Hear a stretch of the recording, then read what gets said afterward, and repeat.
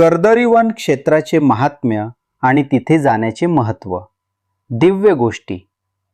दत्त संप्रदायातील सर्वात रहस्यमय, गूढ आणि रोमांचक स्थान म्हणजे कर्दळीवन, श्रीशैल्य, आंध्र प्रदेश. हे ठिकाण भक्तांसाठी पंढरीपेक्षा कमी नाही, कारण हे श्री स्वामी समर्थांचे प्रगट स्थान आहे, जिथे श्री नृसिंह सरस्वती गुप्त झाले आणि जिथून 300 वर्षांनी श्री स्वामी समर्थ प्रकट झाले. ती हीच जागा. अक्कलकोट स्वामी समर्थांचा जन्म, प्रगटीकरण याच वनातून झाले.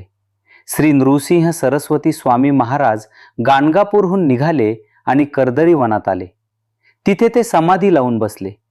त्यांच्या भोवती मुंग्यांचे वारूळ तयार झाले. सुमारे 300 वर्षांनंतर एका लाकूड तोड्याची कुऱ्हाड त्या वारुळावर पडली आणि त्यातून श्री स्वामी समर्थ प्रकट झाले. त्यामुळे स्वामी भक्तांसाठी हे स्थान सर्वात पवित्र आहे, कारण इथे स्वामींचा दुसरा जन्म झाला असे मानले जाते. जगाच्या इतिहासात 300 वर्ष एकाच जागी समाधी अवस्थेत बसून राहणे हे केवळ दत्त महाराजच करू शकतात. कर्दळीवन ही त्या प्रचंड तपश्चर्येची भूमी आहे. या मातीचा प्रत्येक कण त्या 300 वर्षांच्या ऊर्जेने भारलेला आहे. इथे गेल्यावर भक्ताला काळाचे भान राहत नाही. ही जागा सामान्य जगापेक्षा वेगळ्या डायमेन्शनमध्ये आहे असे वाटते.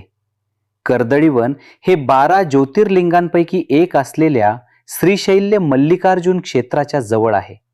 कृष्णा नदी इथे खोल दरीतून वाहते, जिला पाताळगंगा म्हणतात. कर्दळीवनात जाण्यासाठी या पाताळगंगेतून बोटीने प्रवास करावा लागतो.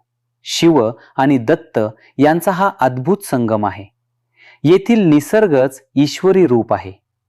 कर्दळीवनाच्या मार्गावर अक्का महादेवी यांची नैसर्गिक गुहा आहे. अक्का महादेवी या महान शिवभक्त होत्या, ज्यांनी इथे घोर तप केले होते. या गुहेत नैसर्गिकरित्या तयार झालेले शिवलिंग आहे. ही गुहा खूप खोल आणि अंधारी आहे, पण आत गेल्यावर एक वेगळाच प्रकाश आणि शांतता जाणवते. सिद्धांचे वास्तव्य असलेली ही गुहा साधकांसाठी ऊर्जा केंद्र आहे. ज्या ठिकाणी स्वामींचे वारूळ होते तिथे आजही एक विशाल वटवृक्ष आणि औदुंबर आहे. हेच ते ठिकाण जिथे स्वामी 300 वर्ष गुप्त होते. या झाडाखाली बसल्यावर भक्ताच्या अंगावर काटा येतो. तिथे वारुळाची जागा आजही चिन्हांकित केलेली आहे. त्या जागेला स्पर्श करणे म्हणजे साक्षात स्वामींच्या 300 वर्षांच्या तपाला स्पर्श करण्यासारखे आहे. आख्यायिकेनुसार लाकूड तोड्याची कुऱ्हाड वारुळावर पडली तेव्हा ती स्वामींच्या मांडीला लागली होती आणि त्यातून रक्त आले होते. आजही स्वामी समर्थांच्या चित्रात किंवा मूर्तीत त्यांच्या मांडीवर हाताचा पंजा दाखवला जातो. तो त्या जखमेवरच आहे. कर्दळीवनात गेल्यावर त्या लाकूड तोड्याच्या निमित्ताने स्वामी कसे बाहेर आले हा प्रसंग डोळ्यासमोर उभा राहतो. त्या लाकूड तोड्याचा उद्धार याच भूमीत झाला. कर्दळीवनाची यात्रा सोपी नाही. हा रस्ता खूप कठीण आहे. उंच डोंगर, निसरड्या वाटा, काट्याकुट्यांचे जंगल आणि तीव्र चढणं हा साधारण 14 ते 16 किमीचा ट्रेक आहे. ही यात्रा भक्ताच्या धैर्याची परीक्षा घेते. असे म्हणतात की ज्याचे शरीर आणि मन मजबूत आहे तोच स्वामींपर्यंत पोहोचू शकतो. हा प्रवास करताना होणारा त्रास म्हणजे आपली पापे धुवून काढण्याची प्रक्रिया असते. हे क्षेत्र घनदाट अभयारण्यात येते. इथे वाघ, अस्वल आणि बिबट्यांचा वावर असतो. तरीही आश्चर्य म्हणजे खऱ्या भक्ताला किंवा सेवेकऱ्याला आजपर्यंत कोणत्याही प्राण्याने त्रास दिलेला नाही. उलट अनेकांना वाघाच्या रूपात दत्ताचे दर्शन झाल्याचे अनुभव आहेत. भिवू नकोस या वचनाची खरी कसोटी इथे लागते. कर्दळीवन ही मानवांची जागा नसून ती सिद्धांची जागा आहे. इथे अनेक योगी आणि ऋषी हजारो वर्षापासून अदृश्य रूपात तपश्चर्या करत आहेत. अनेक यात्रेकरूंना इथे अचानक कोणाचा तरी मंत्रोच्चार ऐकू येतो किंवा सुगंध येतो. इथे विनाकारण गोंधळ घालणाऱ्याला किंवा निसर्ग खराब करणाऱ्याला शिक्षा मिळते असा समज आहे. हे क्षेत्र अत्यंत जागृत आहे. इथे मोबाईलला रेंज नसते, वीज नसते आणि कोणतीही आधुनिक सुविधा नसते. कर्दळी वनात प्रवेश करताच तुमचा जगाशी संपर्क तुटतो आणि फक्त स्वतःशी आणि स्वामींशी संपर्क उरतो. हा डिजिटल डिटॉक्स भक्ताला अंतर्मुख करतो. शहराच्या गोंगाटापासून दूर फक्त पक्ष्यांचा आवाज आणि हवेची सळसळ हे वातावरण मनाला पूर्णपणे शांत करते. कर्दळी वनात अनेक ठिकाणी पिंपळ आणि औदुंबर वृक्ष एकत्र वाढलेले दिसतात. या वृक्षांच्या जोडीला दत्त संप्रदायात खूप महत्त्व आहे. या झाडांखाली बसून केलेली थोडीशी साधना, जप, ध्यान सुद्धा हजारो पटीने फळ देते. येथील हवा औषधी वनस्पतींच्या संपर्कातून येत असल्याने ती शरीरातील व्याधी बऱ्या करते. कर्दळी वनाला जाणे हे प्रत्येकाच्या नशिबात नसते. अनेक लोक प्लॅन करतात, पण काही ना काही कारणाने रद्द होतो. ज्याच्यावर स्वामींची आणि नृसिंह सरस्वतींची पूर्ण कृपा आहे त्यालाच कर्दळी वनाचे दर्शन घडते.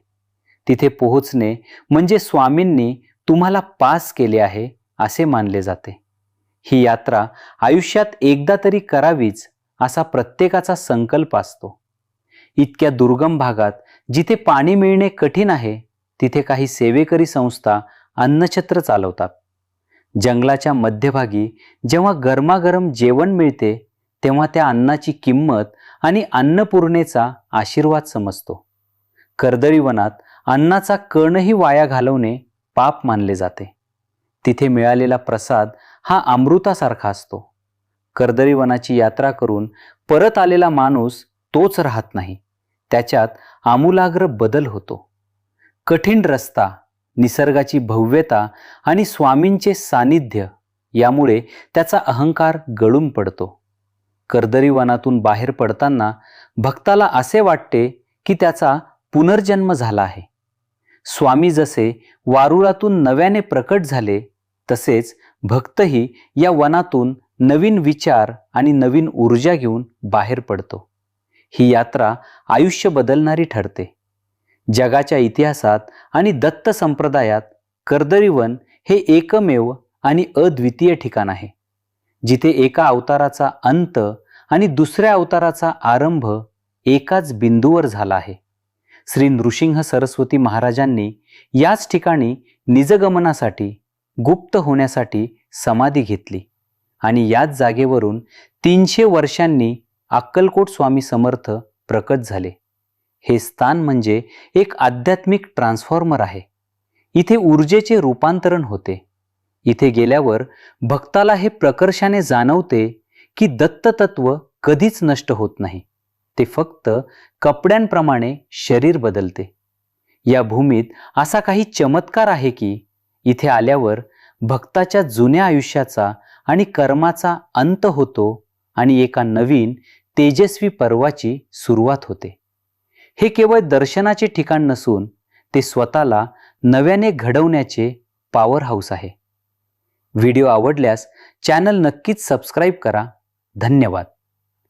श्री गुरुदेव दत्त. दिगंबरा दिगंबरा श्रीपाद वल्लभ दिगंबरा. श्री स्वामी समर्थ.